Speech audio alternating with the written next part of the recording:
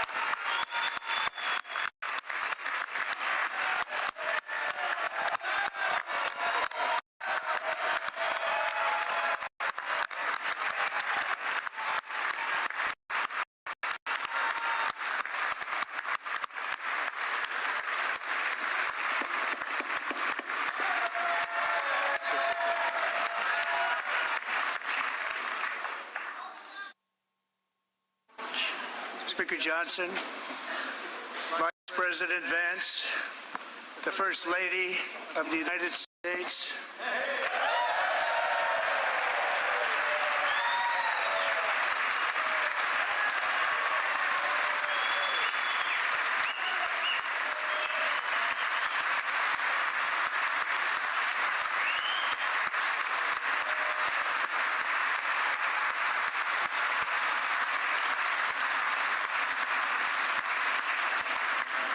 members of the United States Congress, thank you very much, and to my fellow citizens, America is back.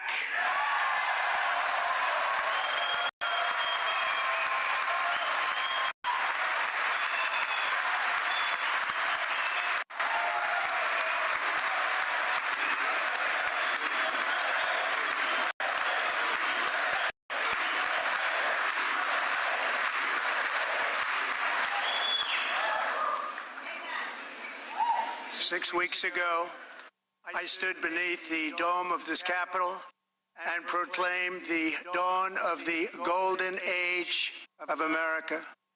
From that moment on, it has been nothing but swift and unrelenting action to usher in the greatest and most successful era in the history of our country. We have accomplished more in 43 days than most administrations accomplished in 4 years or 8 years, and we are just getting started.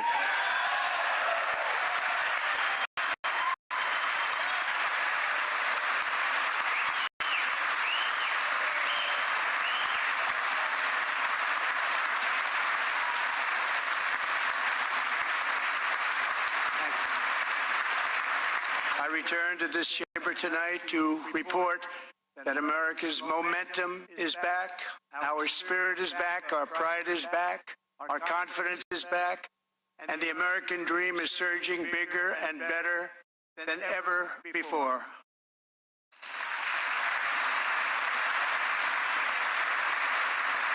The American dream is unstoppable, and our country is on the verge of a comeback, the likes of which the world has never witnessed and perhaps will never witness again.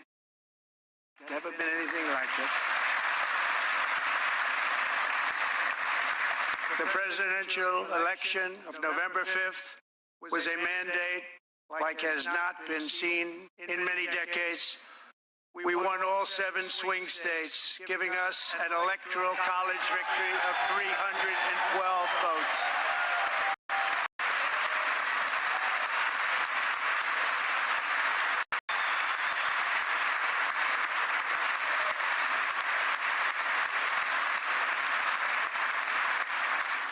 We won the popular vote by big numbers and won counties in our country.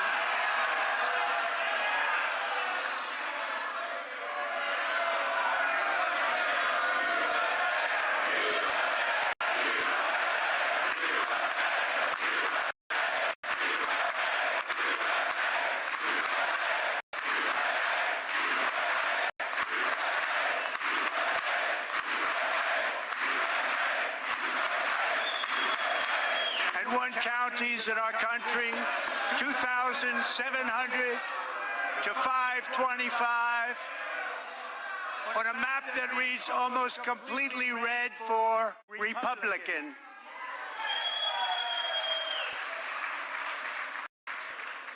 Now, for the first time in modern history, more Americans believe that our country is headed in the right direction than the wrong direction. In fact, it's an astonishing record, 27-point swing, the most ever.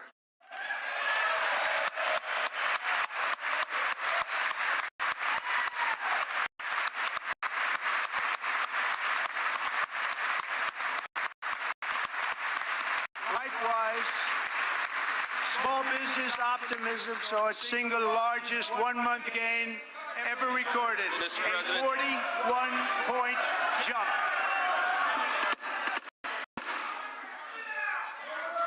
Members are directed to uphold and maintain decorum in the House and to cease any further disruptions. That's your warning.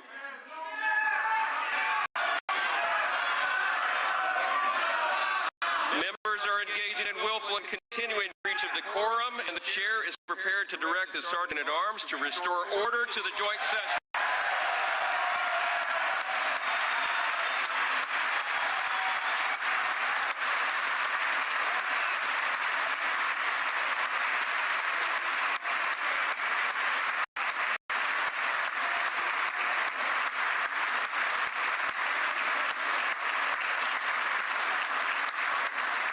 Mr. Green, take your seat. Take your seat, sir. Take your seat. Finding that members continue to engage in willful and concerted disruption of proper decorum, the chair now directs the Sergeant-at-Arms to restore order. Remove this gentleman from the chamber.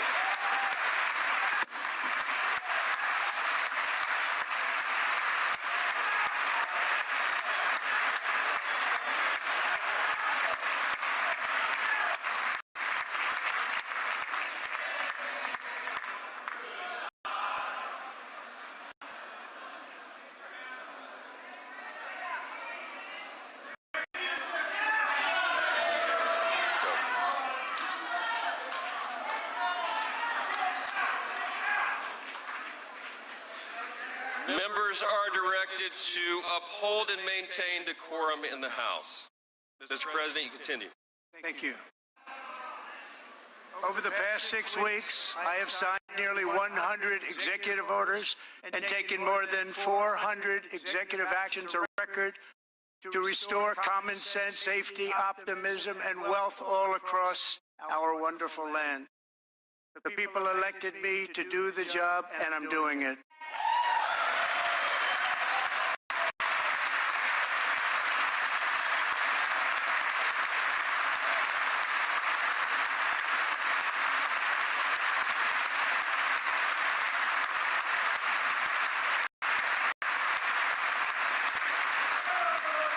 In fact, it has been stated by many that the first month of our presidency, it's our presidency, is the most successful in the history of our nation.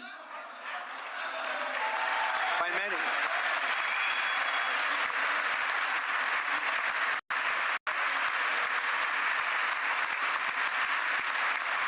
And what makes it even more impressive is that, you know who number 2 is?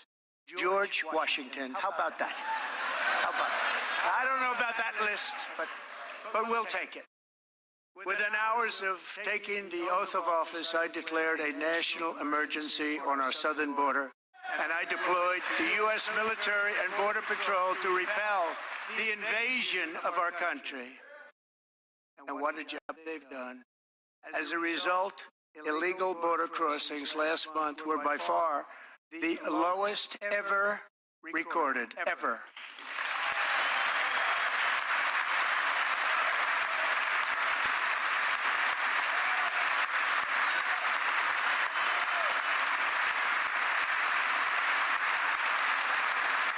They heard my words and they chose not to come. Much easier that way. In comparison, under Joe Biden, the worst president in American history, there were hundreds of thousands of illegal crossings a month, and virtually all of them, including murderers, drug dealers, gang members, and people from mental institutions and insane asylums, were released into our country. Who would want to do that? This is my 5th such speech to Congress. And once again, I look at the Democrats in front of me, and I realize there is absolutely nothing I can say to make them happy or to make them stand or smile or applaud. Nothing I can do. I could find a cure to the most devastating disease, a disease that would wipe out entire nations, or announce the answers to the greatest economy in history, or the stoppage of crime to the lowest levels ever recorded. And these people sitting right here will not clap, will not stand, and certainly will not cheer for these astronomical achievements. They won't do it, no matter what. Five times I've been up here. It's very sad, and it just shouldn't be this way.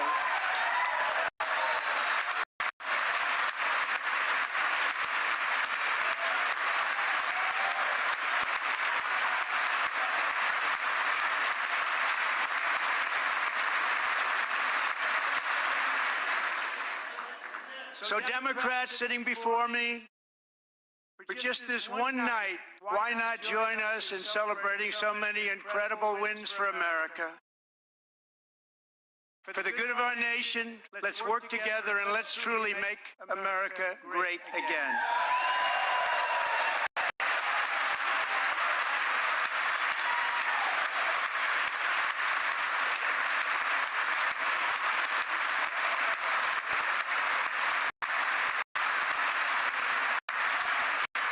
Every day my administration is fighting to deliver the change America needs to bring a future that America deserves, and we're doing it.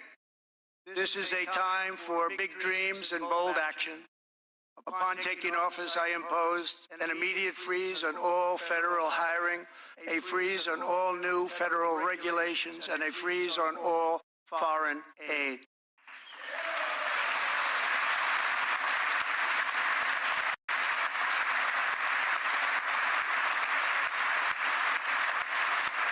I terminated the ridiculous Green New Scam.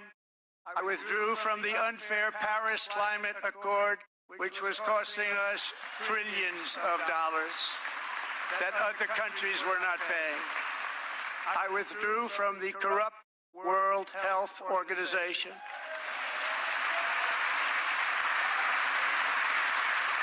And I also withdrew from the anti-American UN Human Rights Council.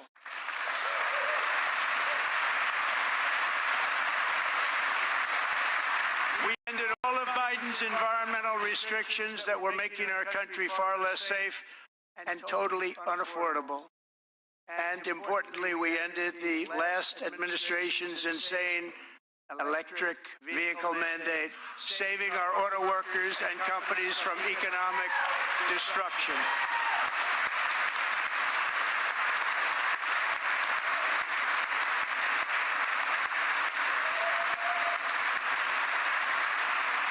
To unshackle our economy, I have directed that for every one new regulation, 10 old regulations must be eliminated, just like I did in my very successful first term.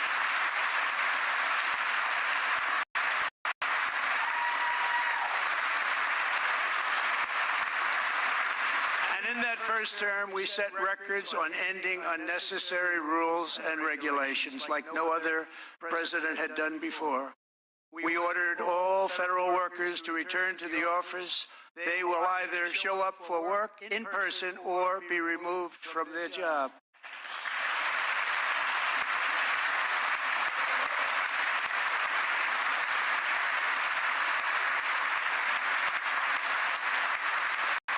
And we've ended weaponized government where, as an example, a sitting president is allowed to viciously prosecute his political opponent, like me. How did that work out? Not too good. Not too good.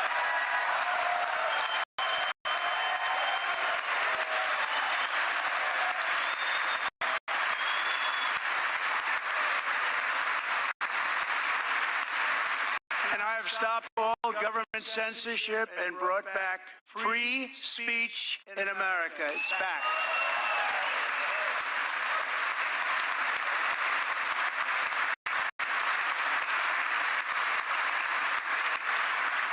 And 2 days ago, I signed an order making English the official language of the United States of America.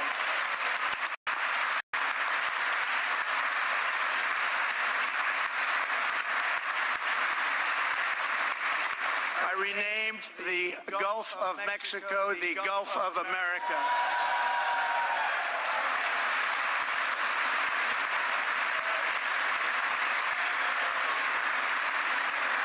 And likewise, I renamed for a great president, William McKinley, Mount McKinley again. Beautiful Alaska. We love Alaska. We've ended the tyranny of so-called diversity, equity, and inclusion policies all across the entire federal government and indeed the private sector and our military. and our country will be woke no longer.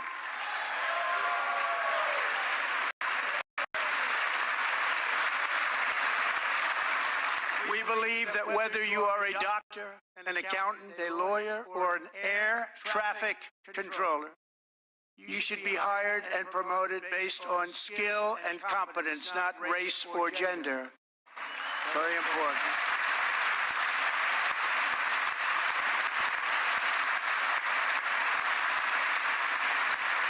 You should be hired based on merit. And the Supreme Court, in a brave and very powerful decision, has allowed us to do so. Thank you. Thank you very much. Thank you. We have removed the poison of critical race theory from our public schools, and I signed an order making it the official policy of the United States government that there are only two genders, male and female.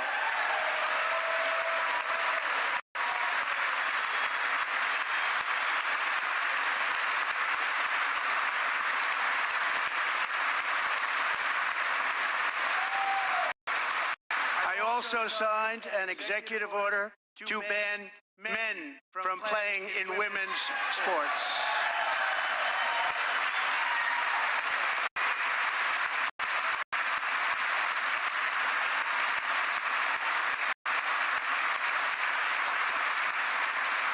Years ago, Peyton McNabb was an all-star high school athlete, one of the best, preparing for a future in college sports. But when her girls' volleyball match was invaded by a male, he smashed the ball so hard in Peyton's face, causing traumatic brain injury, partially paralyzing her right side, and ending her athletic career. It was a shot like she's never seen before. She's never seen anything like it. Peyton is here tonight in the gallery, and Peyton, from now on, schools will kick the men off the girls' team, or they will lose all federal funding.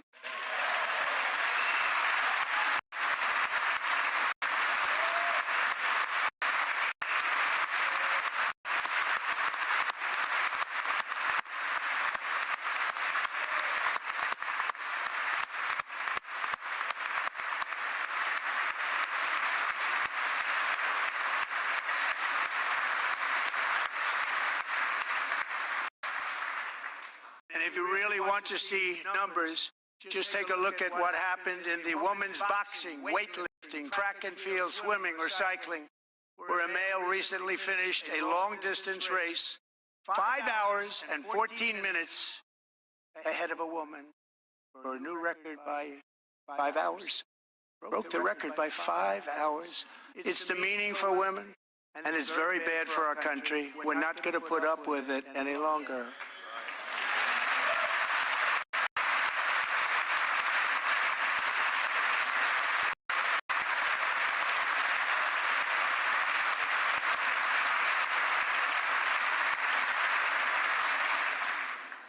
Just described is only a small fraction of the common sense revolution that is now, because of us, sweeping the entire world.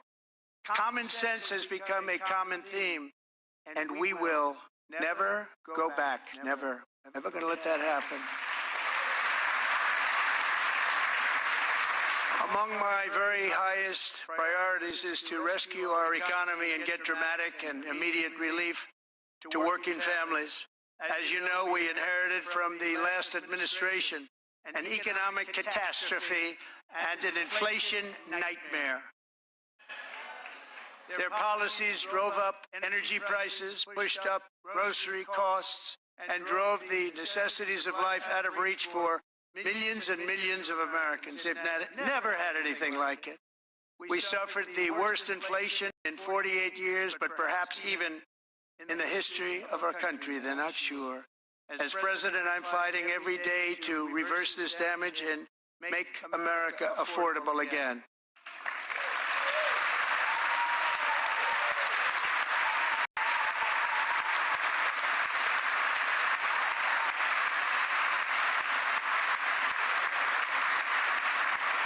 Joe Biden especially let the price of eggs get out of control. The egg price is out of control, and we're working hard to get it back down. Secretary, do a good job on that. You inherited a total mess from the previous administration. Do a good job.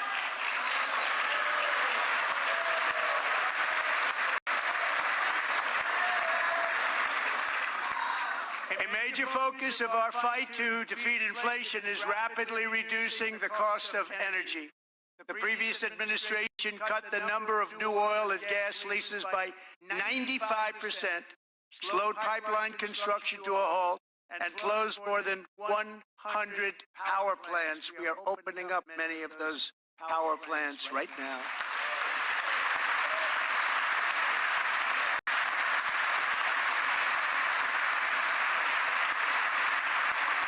And frankly, we have never seen anything like it. That's why on my first day in office, I declared a national energy emergency. As you've heard me say many times, we have more liquid gold under our feet than any nation on earth, and by far. And now I fully authorize the most talented team ever assembled to go and get it. It's called Drill, Baby, Drill.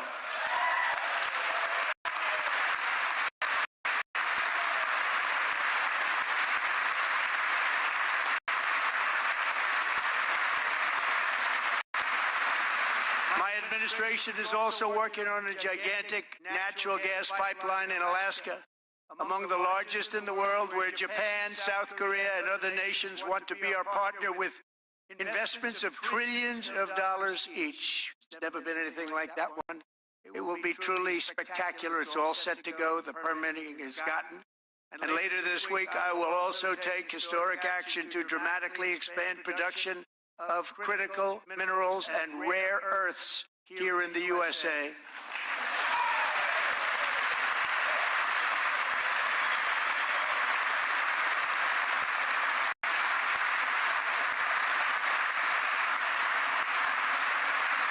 To further combat inflation, we will not only be reducing the cost of energy, but will be ending the flagrant waste of taxpayer dollars.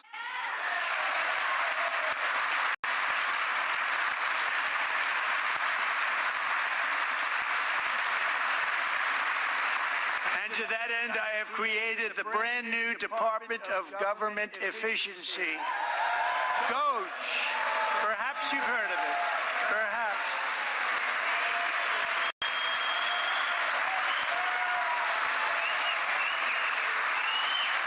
Which is headed by Elon Musk, who is in the gallery tonight.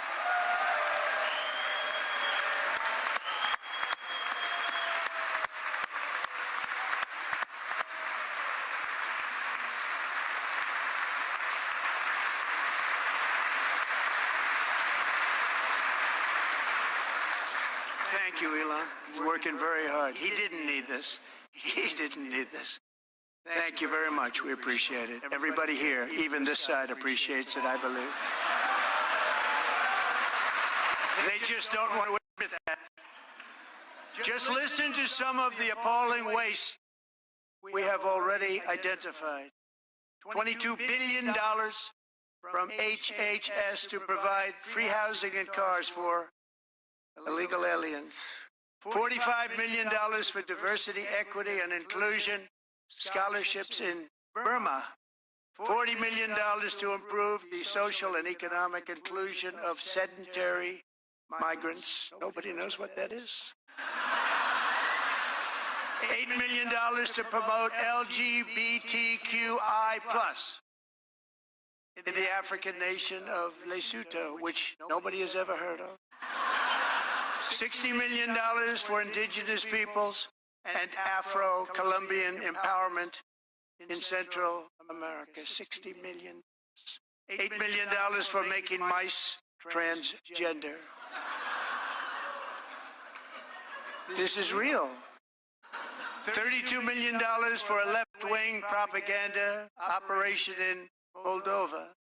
$10 million for male circumcision in Mozambique. $20 million for the Arab Sesame Street in the Middle East. It's a program, $20 million for a program. $1.9 billion to recently created Decarbonization of Homes Committee, headed up, and we know she's involved. Just at the last moment, the money was passed over by a woman named Stacey Abrams. Have you ever heard of her? A $3.5 million consulting contract for lavish fish monitoring. $1.5 million for voter confidence in Liberia. $14 million for social cohesion in Mali. $59 million for illegal alien hotel rooms in New York City. He's a real estate developer. He's done very well. $250,000 to increase vegan local climate action innovation in Zambia. $42 million for social and behavior change in Uganda. $14 million for improving public procurement in Serbia. $47 million for improving learning outcomes in Asia. Asia's doing very well with learning. I don't know what we're doing. We should use it ourselves. And $101 million for DEI contracts at the Department of Education. The most ever paid, nothing even like it. Under the Trump administration, all of these scams, and they're far worse, but I didn't think it was appropriate to talk about them. They're so bad. Many more have been found out and exposed and swiftly terminated by a group of very intelligent, mostly young people, headed up by Elon, and we appreciate it. We found hundreds of billions of dollars of fraud.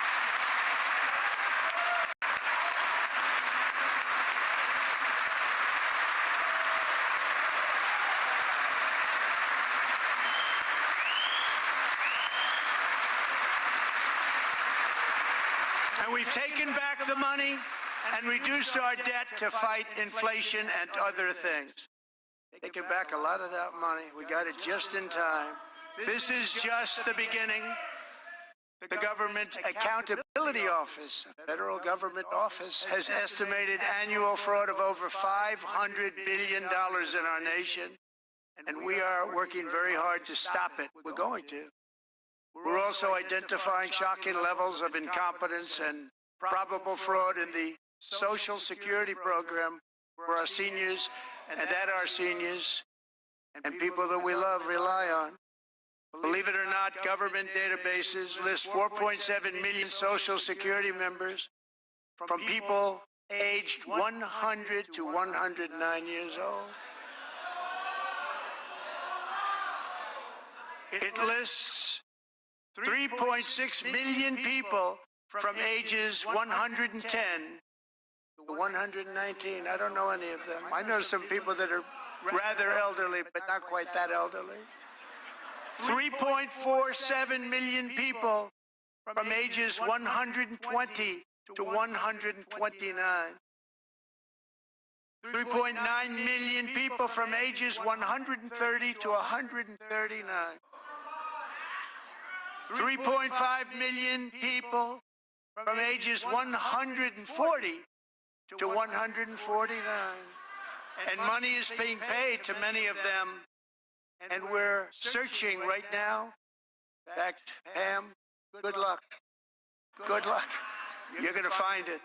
But a lot of money is paid out to people because it just keeps getting paid and nobody does. And it really hurts Social Security and hurts our country. 1.3 million people from ages 150 to 159 and over 130,000 people, according to the Social Security databases, are age over 160 years old. We have a healthier country than I thought, Bobby.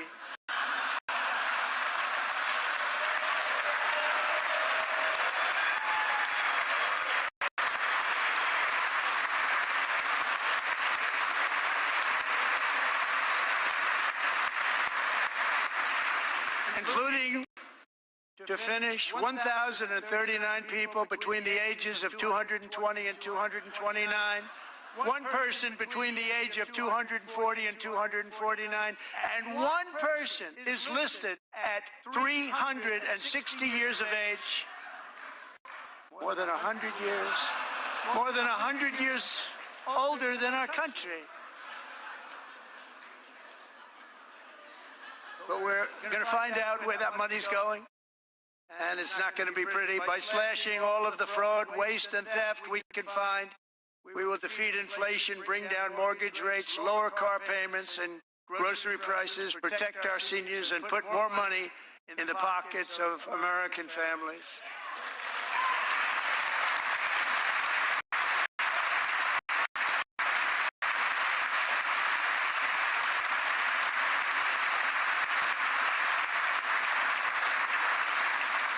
And today, interest rates took a beautiful drop, big, beautiful drop. It's about time. And in the near future, I want to do what has not been done in 24 years, balance the federal budget. We're going to balance it.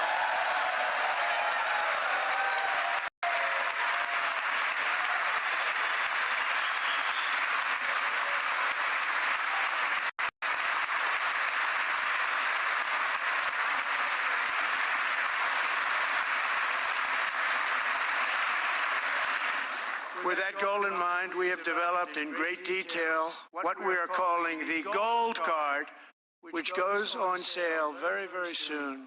For $5 million, we will allow the most successful job-creating people from all over the world to buy a path to U.S. citizenship. It's like the green card, but better and more sophisticated. And these people will have to pay tax in our country. They won't have to pay tax from where they came. The money that they've made, you wouldn't want to do that, but they have to pay tax, create jobs. They'll also be taking people out of colleges and paying for them so that we can keep them in our country instead of having them being forced out. Number one, at the top school, as an example, being forced out and not being allowed to stay and create tremendous numbers of jobs and great success for a company out there. So while we take out the criminals, killers, traffickers, and child predators who are allowed to enter our country under the open border policy of these people, the Democrats, the Biden administration, the open border insane policies that you've allowed to destroy our country, we will now bring in brilliant, hardworking, job-creating people. They're going to pay a lot of money, and we're going to reduce our debt with that money.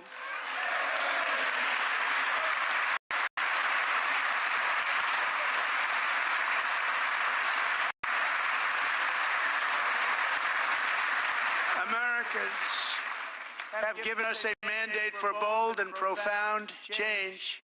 For nearly 100 years, the federal bureaucracy has grown until it has crushed our freedoms, ballooned our deficits, and held back America's potential in every possible way. The nation founded by pioneers and risk-takers now drowns under millions and millions of pages of regulations and debt. Approvals that should take 10 days to get instead take 10 years, 15 years, and even 20 years before you're rejected.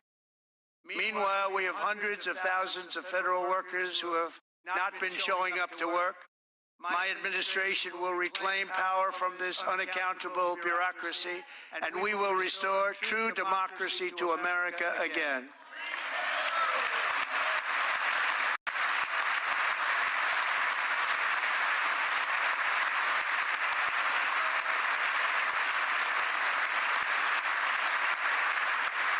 Any federal bureaucrat who resists this change will be removed from office immediately.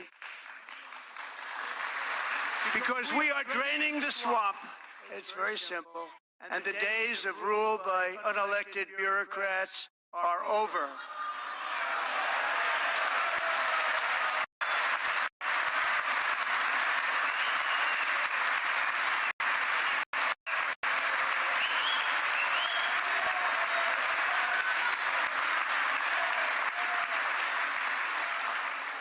The next phase of our plan to deliver the greatest economy in history is for this Congress to pass tax cuts for everybody. They're in there. They're waiting for you to vote. And I'm sure that the people on my right, I don't mean the Republican right, but my right here, I'm sure you're going to vote for those tax cuts, because otherwise I don't believe the people will ever vote you into office. So I'm doing you a big favor by telling you that. But I know this group is going to be voting for the tax.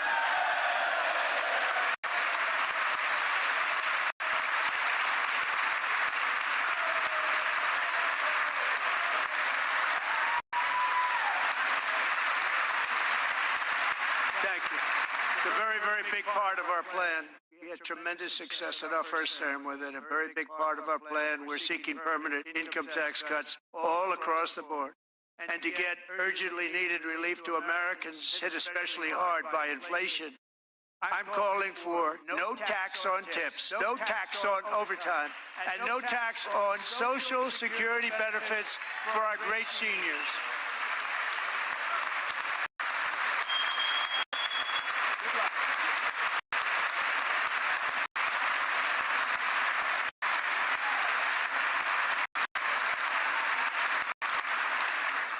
And I also want to make interest payments on car loans tax deductible, but only if the car is made in America.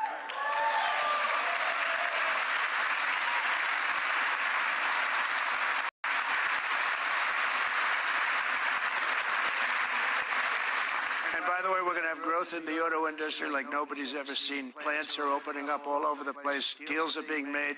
Never seen. That's a combination of the election win and tariffs. It's a beautiful word, isn't it? That, along with our other policies, will allow our auto industry to absolutely boom. It's going to boom. Spoke to the majors today, all three, the top people, and they're so excited. In fact, already numerous car companies have announced that they will be building massive automobile plants in America, with Honda just announcing a new plant in Indiana, one of the largest anywhere in the world.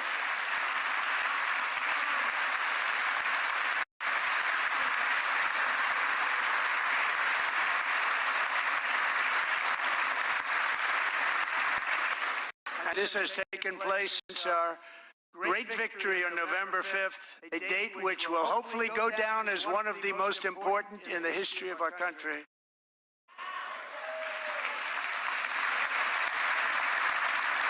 In addition, as part of our tax cuts, we want to cut taxes on domestic production and all manufacturing. And just as we did before, we will provide 100% expensing. It will be retroactive to January 20th, 2025, and it was one of the main reasons why our tax cuts were so successful in our first term, giving us the most successful economy in the history of our country. First term. We had a great first term.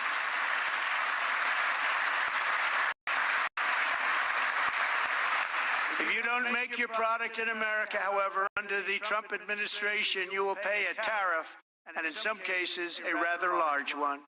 Other countries have used tariffs against us for decades, and now it's our turn to start using them against those other countries. On average, the European Union, China, Brazil, India, Mexico, and Canada, have you heard of them? And countless other nations charge us tremendously higher tariffs than we charge them. It's very unfair. India charges us auto tariffs higher than 100%. China's average tariff on our products is twice what we charge them. And South Korea's average tariff is 4 times higher. Think of that, 4 times higher. And we give so much help militarily and in so many other ways to South Korea, but that's what happens.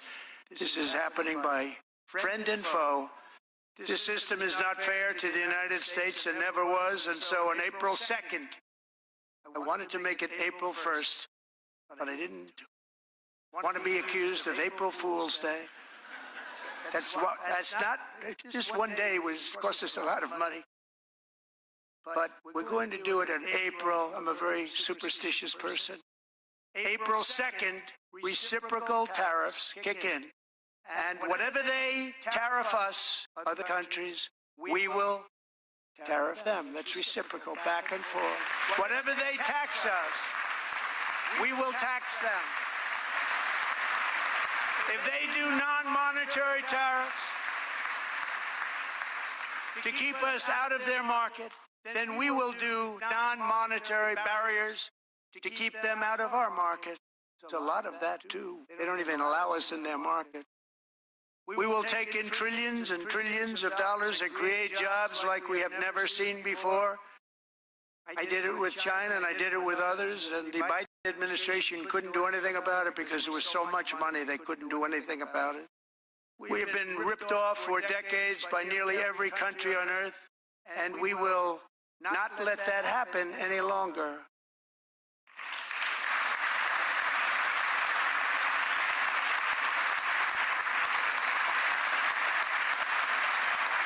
Much has been said over the last 3 months about Mexico and Canada, but we have very large deficits with both of them. But even more importantly, they've allowed fentanyl to come into our country at levels never seen before, killing hundreds of thousands of our citizens and many very young, beautiful people, destroying families.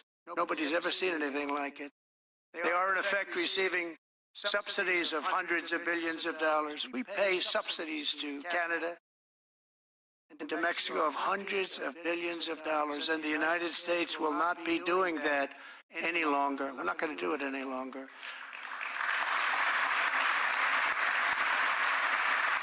Thanks to our America First policies we're putting into place, we have had $1.7 trillion of new investment in America in just the past few weeks.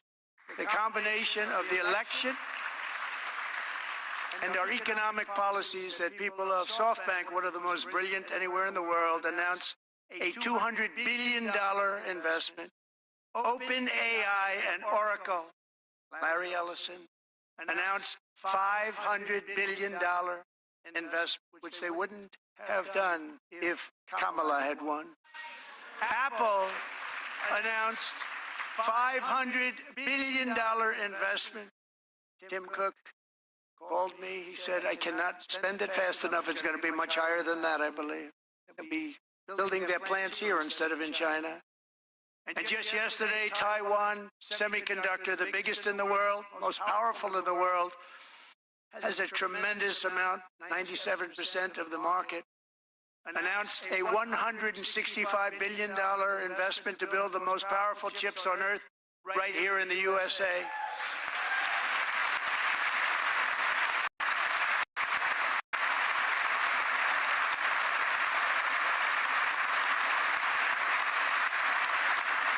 And we're not giving them any money. Your CHIPS Act is a horrible, horrible thing. We give hundreds of billions of dollars, and it doesn't mean a thing. They take our money and they don't spend it.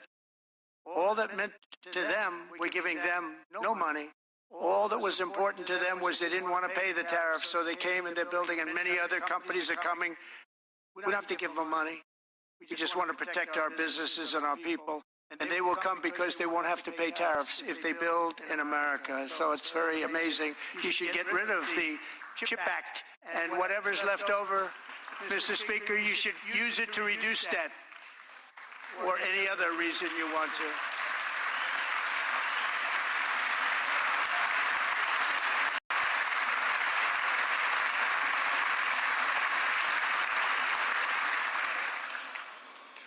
Our new trade policy will also be great for the American farmer. I love the farmer, who will now be selling into our home market, the USA, because nobody is going to be able to compete with you. Because there's goods that come in from other countries and companies. They're really in a bad position in so many different ways. They're uninspected.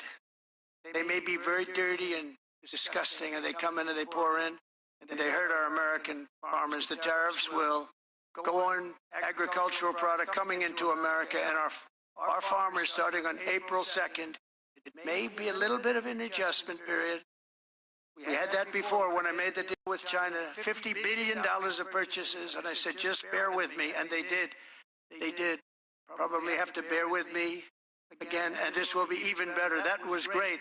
The problem with it was that Biden didn't enforce it. He didn't enforce it. $50 billion of purchases, and we were doing great, but Biden did not enforce it, and it hurt our farmers. But our farmers are going to have a field day right now. So to our farmers, have a lot of fun. I love you too. I love you too. It's all going to happen.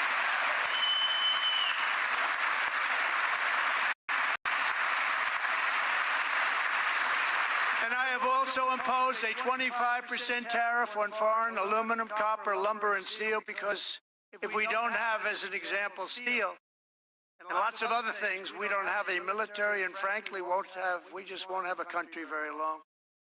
Here today is a proud American steelworker, fantastic person from Decatur, Alabama, Jeff Denard. Has been working at the same steel plant for 27 years in a job that has allowed him to serve as the captain of his local volunteer fire department, raise 7 children with his beautiful wife, Nicole, and over the years provide a loving home for more than 40 foster children.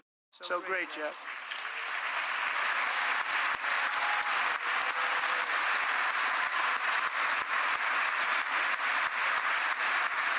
Thank you, Jeff.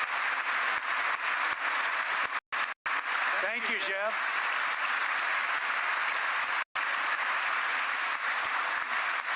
Stories like Jeff's remind us that tariffs are not just about protecting American jobs. They're about protecting the soul of our country. Tariffs are about making America rich again and making America great again, and it's happening, and it will happen rather quickly. There'll be a little disturbance, but we're okay with that. It won't be much. No, you're not. Oh. And look where Biden took us. Very low, the lowest we've ever been. Jeff, I want to thank you very much. And I also want to recognize another person who has devoted herself to foster care community. She works so hard on it. A very loving person, our magnificent First Lady of the United States.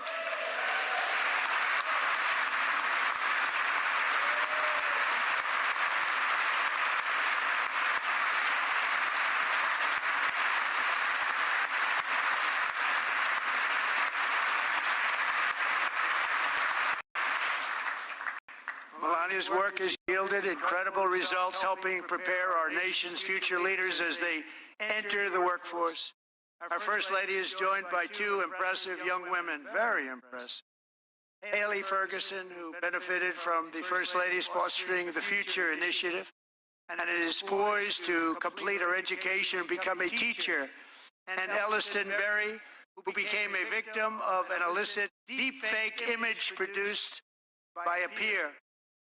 With Elliston's help, the Senate just passed the Take It Down Act, and this is so important. Thank you very much, John. John Thune, thank you. Stand up, John. Thank you, John.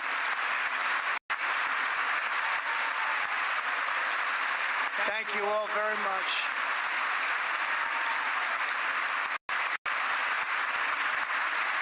Thank you. And thank you to John Thune and the Senate. Great job. To criminalize the publication of such images online is a terrible, terrible thing. And once it passes the House, I look forward to signing that bill into law. Thank you. And I'm going to use that bill for myself, too, if you don't mind. Because nobody gets treated worse than I do online. Nobody. That's great. Thank you very much to the Senate. Thank you. But if we truly care about protecting Americans' children, no step is more crucial than securing America's borders. Over the past 4 years, 21 million people poured into the United States. Many of them were murderers, human traffickers, gang members, and other criminals from the streets of dangerous cities all throughout the world. Because of Joe Biden's insane and very dangerous open border policies, they are now strongly embedded in our country, but we are getting them out and getting them out fast.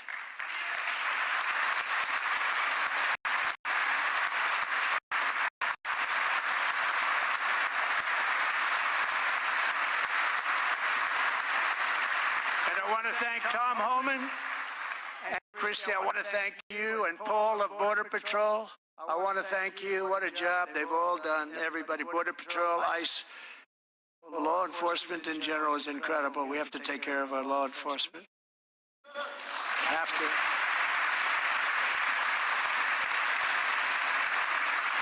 Last year,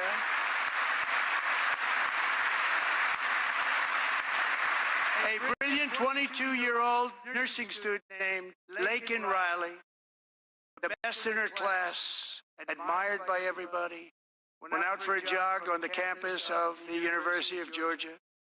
That morning, Laken was viciously attacked, assaulted, beaten, brutalized, and horrifically murdered. Laken was stolen from us by a savage illegal alien gang member who was arrested while trespassing across Biden's open southern border and then set loose into the United States under the heartless policies of that failed administration. It was indeed a failed administration. He had then been arrested and released in a Democrat-run sanctuary city, a disaster, before ending the life of this beautiful young angel. With us this evening are Laken's beloved mother, Allison, and her sister, Lauren.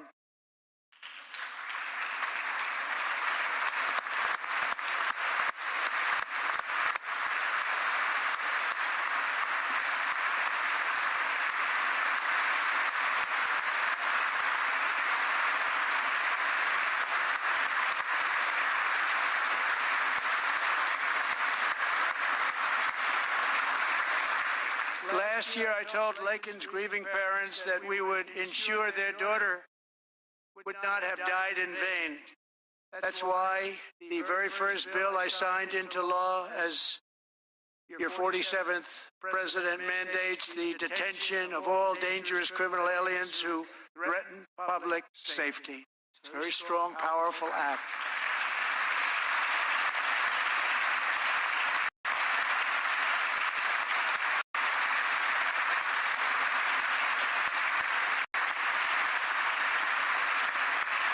It's called the Laken-Riley Act. So Allison and Lauren, America will never, ever forget our beautiful Laken Hope Riley.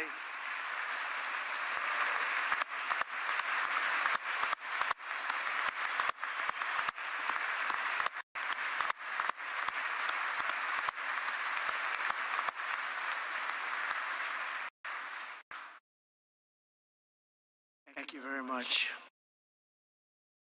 Since taking office, my administration has launched the most sweeping border and immigration crackdown in American history, and we quickly achieved the lowest numbers of illegal border crossers ever recorded. Thank you.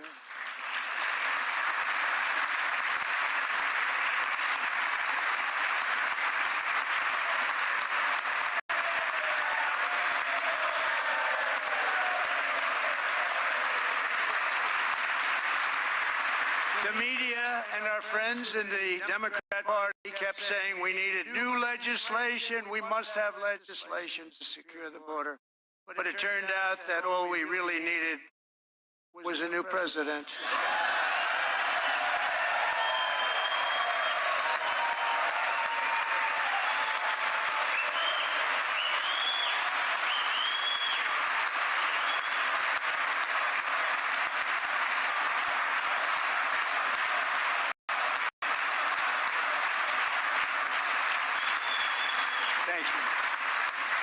Joe Biden didn't just open our borders, he flew illegal aliens over them to overwhelm our schools, hospitals, and communities throughout the country. Entire towns like Aurora, Colorado, and Springfield, Ohio, buckled under the weight of the migrant occupation and corruption like nobody's ever seen before. Beautiful towns destroyed. Now, just as I promised in my inaugural address, we are achieving the great liberation of America.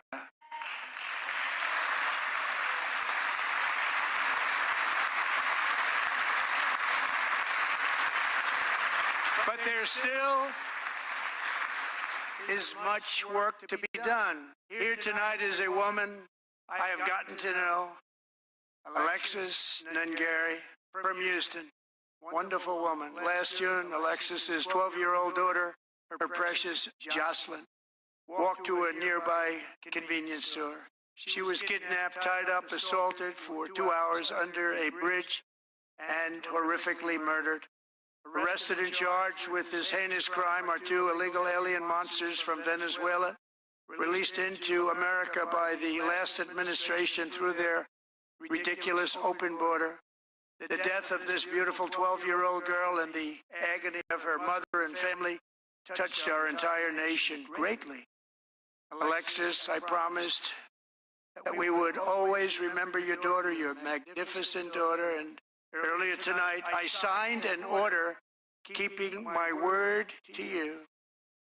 One thing I have learned about Jocelyn is that she loved animals so much. She loved nature. Across Galveston Bay, from where Jocelyn lived in Houston, you will find a magnificent national wildlife refuge, a pristine, peaceful, 34,000-acre sanctuary for all of God's creatures on the edge of the Gulf of America. Alexis, moments ago, I formally renamed that refuge in loving memory of your beautiful daughter, Jocelyn.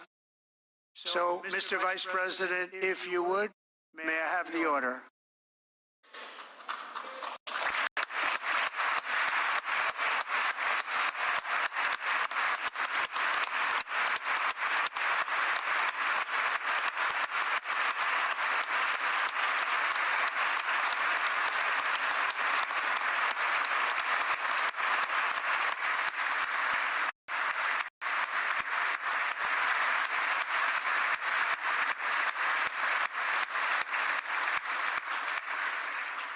Thank you very much. All 3 savages charged with Jocelyn and Lakin's murders were members of the Venezuelan prison gang, the toughest gang, they say, in the world, known as Tren de Aragua. 2 weeks ago, I officially designated this gang, along with MS-13 and the bloodthirsty Mexican drug cartels, as foreign terrorist organizations.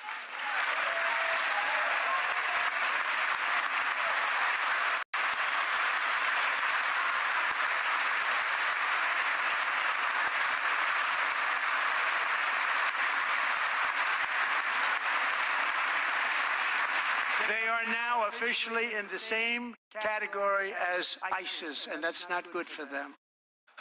Countless thousands of these terrorists were welcomed into the U.S. by the Biden administration. But now every last one will be rounded up and forcibly removed from our country, or, if they're too dangerous, put in jails, standing trial in this country, because we don't want them to come back ever. With us this evening is a warrior on the front lines of that battle, Border Patrol Agent Roberto Ortiz. Great guy.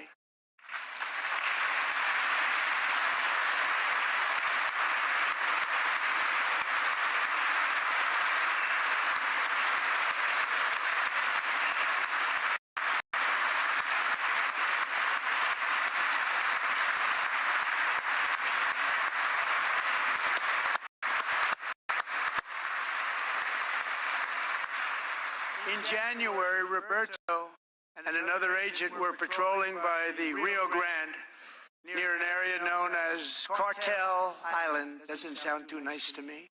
When heavily armed gunmen started shooting at them, Roberto saw that his partner was totally exposed, at great danger, and he leapt into action, returning fire and providing crucial seconds for his fellow agent to seek safety, just barely.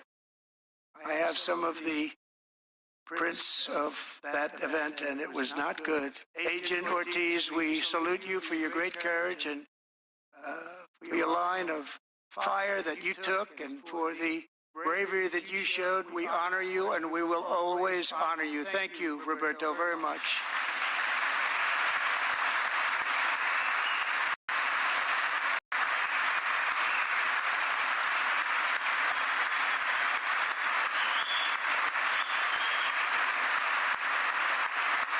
Thank you, Roberta. And I actually got to know him on my many calls to the border. He's a great gentleman.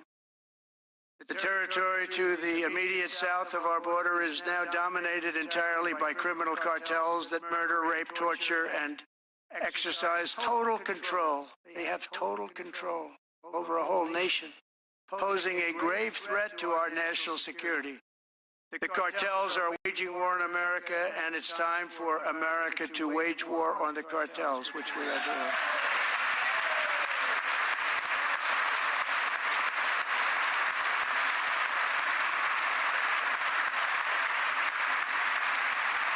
Five nights ago, Mexican authorities, because of our tariff policies being imposed on them, think of this, handed over to us 29 of the biggest cartel leaders in their country. That has never happened before. They want to make us happy. First time ever. But we need Mexico and Canada to do much more than they've done, and they have to stop the fentanyl and drugs pouring into the USA. They're going to stop it. I have sent Congress a detailed funding request laying out exactly how we will eliminate these threats to protect our homeland and complete the largest deportation operation in American history, larger even than current record holder President Dwight D. Eisenhower, a moderate man, but someone who believed very strongly in borders. Americans expect Congress to send me this funding without delay so I can sign it into law. So, Mr. Speaker, John Thune, both of you, I hope you're going to be able to do that, Mr. Speaker. Thank you. Mr. Leader, thank you. Thank you very much. And let's get it to me. I'll sign it so fast, you won't even believe it.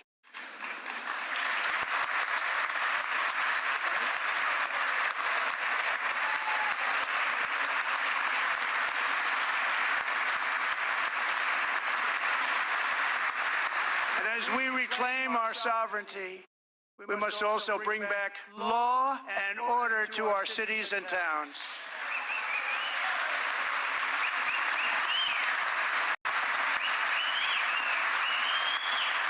In recent years, our justice system has been turned upside down by radical left lunatics. Many jurisdictions virtually ceased enforcing the law against dangerous repeat offenders while weaponizing law enforcement against political opponents like me. My administration has acted swiftly and decisively to restore fair, equal, and impartial justice under the constitutional rule of law, starting at the FBI and the DOJ. Pam, good luck. Cash, wherever you may be, good luck. Good luck. Pam Bondi. Good luck. So important. Going to do a great job. Cash, thank you. Thank you, Cash.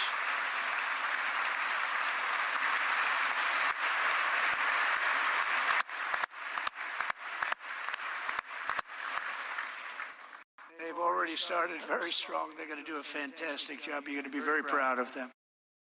We're also once again giving our police officers the support, protection, and respect they so dearly deserve. They have to get it. They have such a hard, dangerous job, but we're going to make it less dangerous. But the problem is the bad guys don't respect the law, but they're starting to respect it, and they soon will respect it. This also includes our great fire departments throughout the country. Our firemen and women are unbelievable people, and we'll never forget them. And besides that, they voted for me in record numbers, so I have no choice.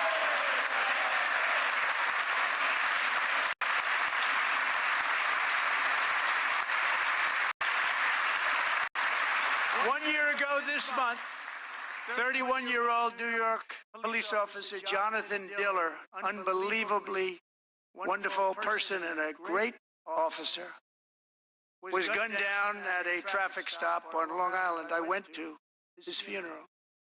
The vicious criminal charged with his murder had 21 prior arrests, and they were rough arrests. He was a real bad one. The thug in the seat next to him had 14 prior arrests, and went by the name of Killer. He was Killer. He killed other people, they say, a lot of them. I attended Officer Diller's service, and when I met his wife and one-year-old son, Ryan, it was very inspirational, actually. His widow's name is Stephanie, and she is here tonight. Stephanie, thank you very much, Stephanie. Thank you very much.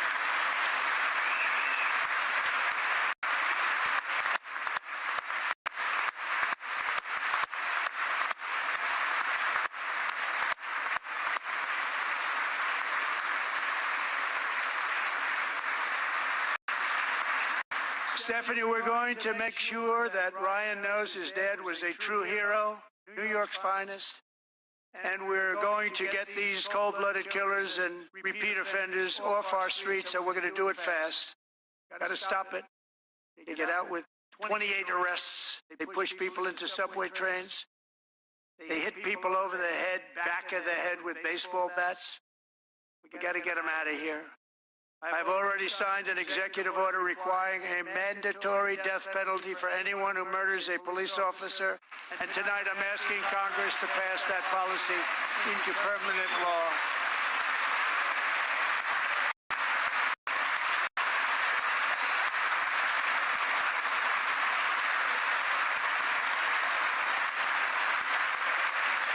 I'm also asking for a new crime bill getting tough on repeat offenders while enhancing protections for America's police officers so they can do their jobs without fear of their lives being totally destroyed. They don't want to be killed. We're not going to let them be killed. Joining us in the gallery tonight is a young man who truly loves our police. His name is DJ Daniel. He is 13 years old, and he has always dreamed of becoming a police officer.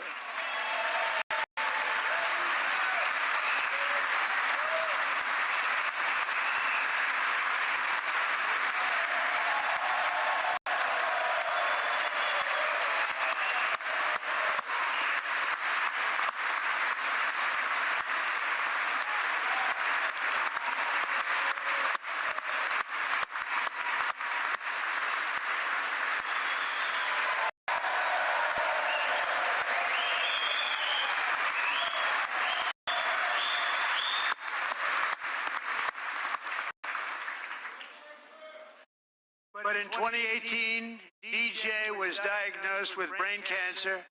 The doctors gave him 5 months at most to live. That was more than 6 years ago.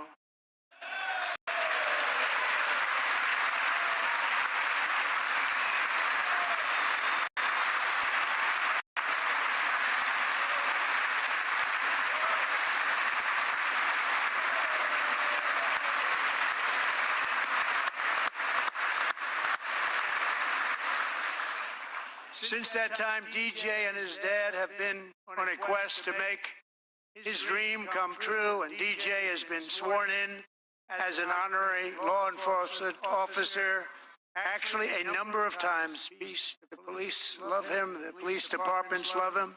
And tonight, DJ, we're going to do you the biggest honor of them all. I am asking our new Secret Service Director, Sean Curran, to officially make you an agent of the United States Secret Service.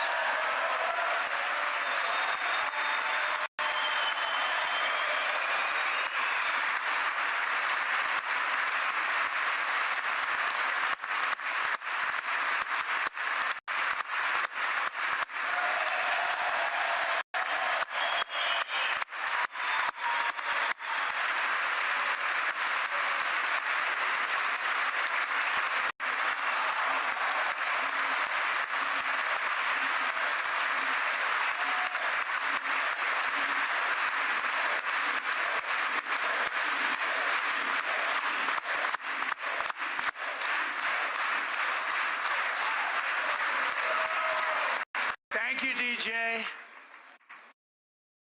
DJ's doctors believe his cancer likely came from a chemical he was exposed to when he was younger. Since 1975, rates of child cancer have increased by more than 40%.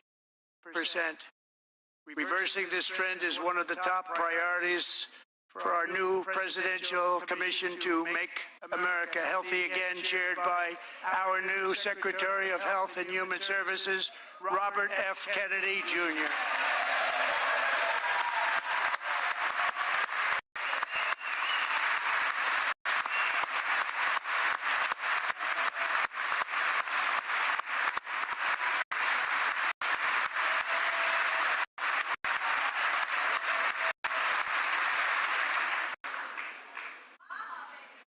With the name Kennedy, you would have thought everybody over here would have been cheering.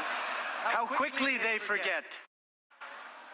Our goal is to get toxins out of our environment, poisons out of our food supply, and keep our children healthy and strong.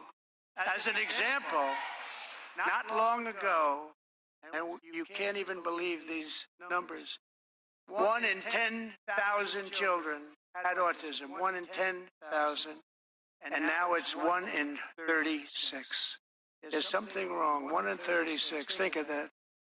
So we're going to find out what it is, and there's nobody better than Bobby and all of the people that are working with you. You have the best to figure out what is going on. Okay, Bobby, good luck. It's a very important job. Thank you. Thank you.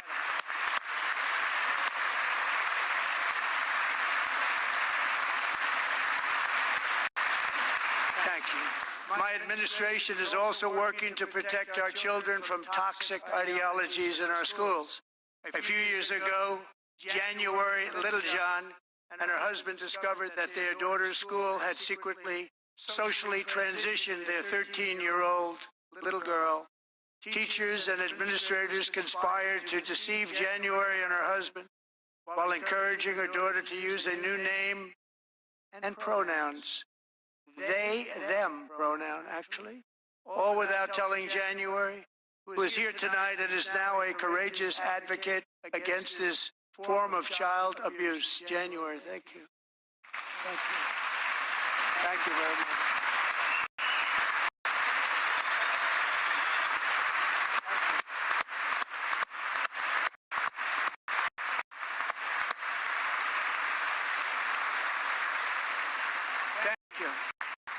Stories like this are why, shortly after taking office, I signed an executive order banning public schools from indoctrinating our children with transgender ideology.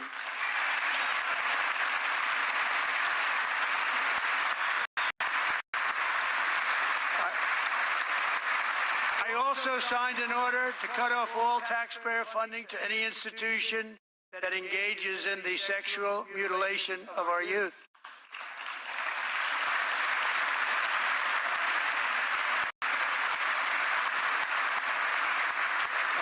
I want Congress to pass a bill permanently banning and criminalizing sex changes on children and forever ending the lie that any child is trapped in the wrong body. This is a big lie.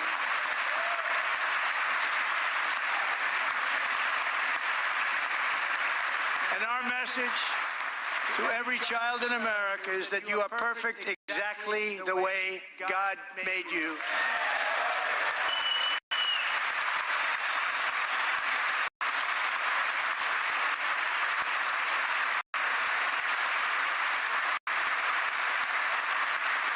Because we're getting wokeness out of our schools and out of our military, and it's already out, and it's out of our society. We don't want it. Wokeness is trouble. Wokeness is bad. It's gone. It's gone. And we feel so much better for it, don't we? Don't we feel better? Our service members won't be activists and ideologues. They will be fighters and warriors. They will fight for our country. And Pete, congratulations. Secretary of Defense, congratulations.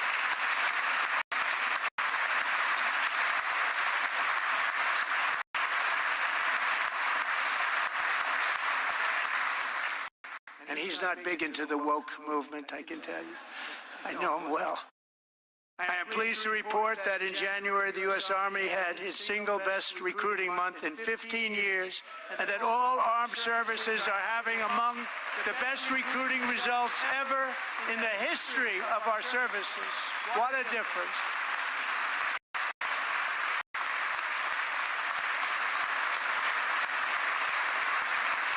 And you know, it was just a few months ago where the results were exactly the opposite. We couldn't recruit anywhere. We couldn't recruit. Now we're having the best results just about that we've ever had. What a tremendous turnaround. It's really a beautiful thing to see. People love our country again. It's very simple. They love our country and they love being in our military again. So it's a great thing, and thank you very much. Great job.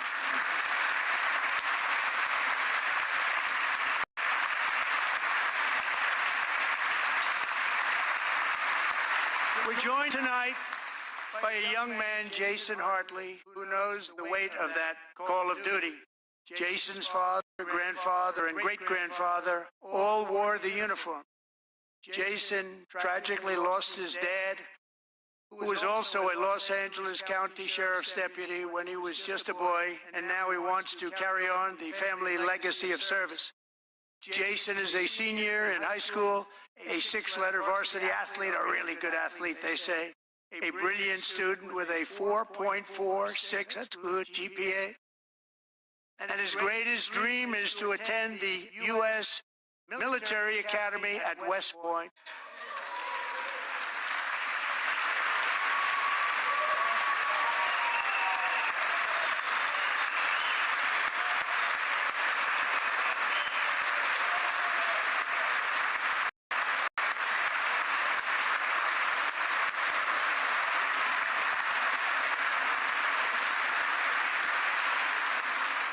And Jason, that's a very big deal getting in. That's a hard one to get into. But I'm pleased to inform you that your application has been accepted. You will soon be joining the Corps of Cadets.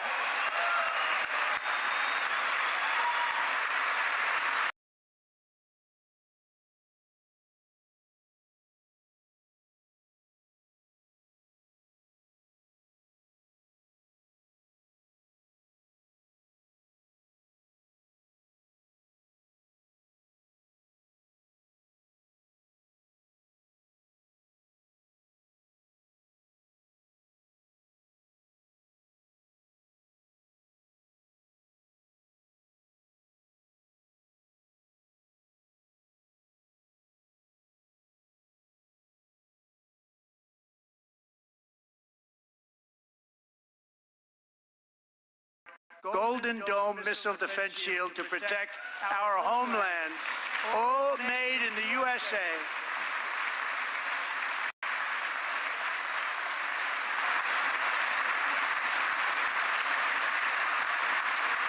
And Ronald Reagan wanted to do it long ago, but the technology just wasn't there, not even close. But now we have the technology. It's incredible, actually.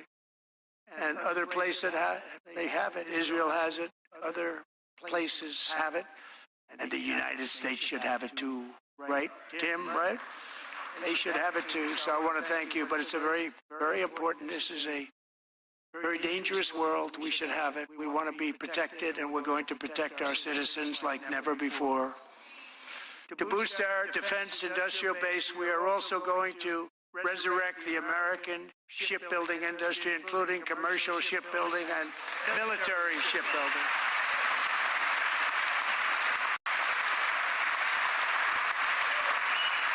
And for that purpose, I am announcing tonight that we will create a new Office of Shipbuilding in the White House and offer special tax incentives to bring this industry home to America where it belongs. We used to make so many ships. We don't make them anymore very much. We're going to make them very fast, very soon. It will have a huge impact. To further enhance our national security, my administration will be reclaiming the Panama Canal, and we've already started doing it.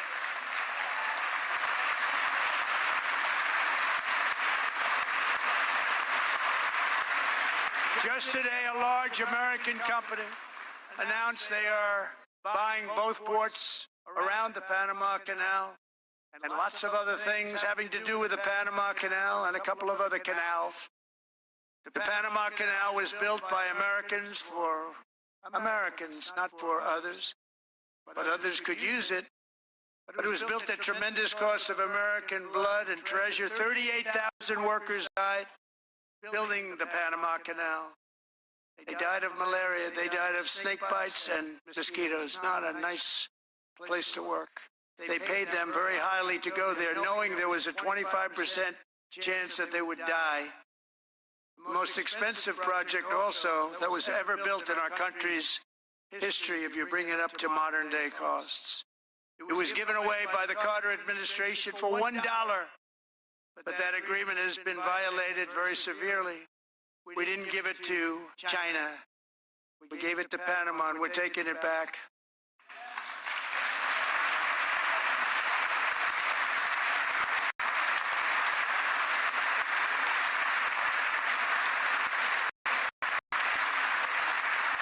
And we have Marco Rubio in charge. Good luck, Marco. Now, we know who to blame if anything goes wrong. Marco's been amazing, and he's going to do a great job. Think of it, he got 100 votes. You know, he was approved with actually 99, but the 100th was this gentleman, and I feel very certain. So let's assume he got 100 votes, and I'm either very, very happy about that, or I'm very concerned about it. But he's already proven. I mean, he's a great gentleman. He's respected by everybody, and we appreciate you voting for Marco. He's going to do a fantastic job. Thank you. Thank you. He's doing a great job. Great job. And I also have a message tonight for the incredible people of Greenland. We strongly support your right to determine your own future. And if you choose, we welcome you into the United States of America. We need Greenland for national security and even international security, and we're working with everybody involved to try and get it. But we need it really for international world security, and I think we're going to get it. One way or the other, we're going to get it. We will keep you safe. We will make you rich, and together we will take Greenland to heights like you have never thought possible before. It's a very small population, but very, very large piece of land, and very, very important for military security. America is once again standing strong against the forces of radical Islamic terrorism. 3.5 years ago, ISIS terrorists killed 13 American service members and countless others in the Abbey Gate bombing during the disastrous and incompetent withdrawal from Afghanistan. Not that they were withdrawing, it was the way they withdrew. Perhaps the most embarrassing moment in the history of our country. Tonight I am pleased to announce that we have just apprehended the top terrorist responsible for that atrocity, and he is right now on his way here to face the swift sword of American justice.